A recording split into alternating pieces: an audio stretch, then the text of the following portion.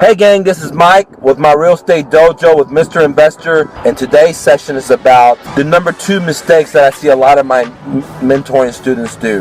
The number 2 mistake is that many times my mentoring students are so happy that they got a motivated seller, they're willing to dash out there across the city and meet with the seller, okay?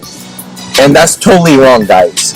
You really don't want to drive around all over town and meet with every seller unless you're just starting out and you have a lot of time in your hand. What you want to do is verify that A, that the seller's motivated, and B, you want to verify that all the decision makers are at the location before you go meet with the seller.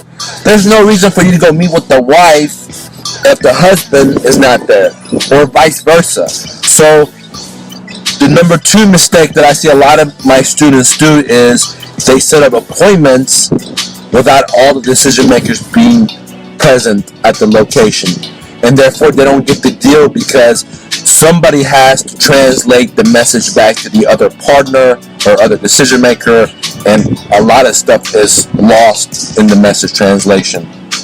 So the best bet is to verify that they're motivated, and then to make sure that both or all decision makers are present whenever you go into the house to give them a cash offer or give them your offer. This is Mike with my Real Estate Dojo. Go out there and make it happen for yourself. Don't listen to the naysayers. I believe in you. I know you can do it. This is America. This is the greatest country in the world. There's no reason why you should be in a rat race. I came to America as a refugee with my parents. We didn't speak the language. We had no credit. We had no money, no support, no connection. I have a lot of disabilities. I can't read correctly. I can't spell correctly. But I didn't allow my lacks and my disabilities to define me. I allowed my hard work, my burning desire, my sacrifice, my discipline, my drive, my focus to define myself, and that's how I was able to turn $100 into 3 businesses in Dallas, Texas, without ever borrowing money from a bank. I did it all through hard work. When the other guy was sleeping, I was fucking grinding it out. When the other guy was going out to the bar, happy hours, I was fucking grinding it out. When the other guy was having a good time watching TV, I was fucking grinding it out and reading the fucking book. So I worked when they slept. I worked when they had fun. I did whatever it fucking took to make it happen, and I'm very fucking proud of it because not that many people are able to do that.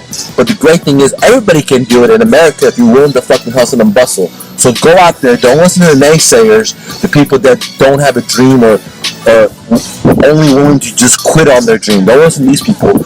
Go out there and listen to that little voice inside you. I believe that if you have the voice in your mind, then that is your purpose in life, and you need to go out there and hustle and bustle and make your purpose come to reality so you're able to play significance to other people's life as I am doing to you totally for free.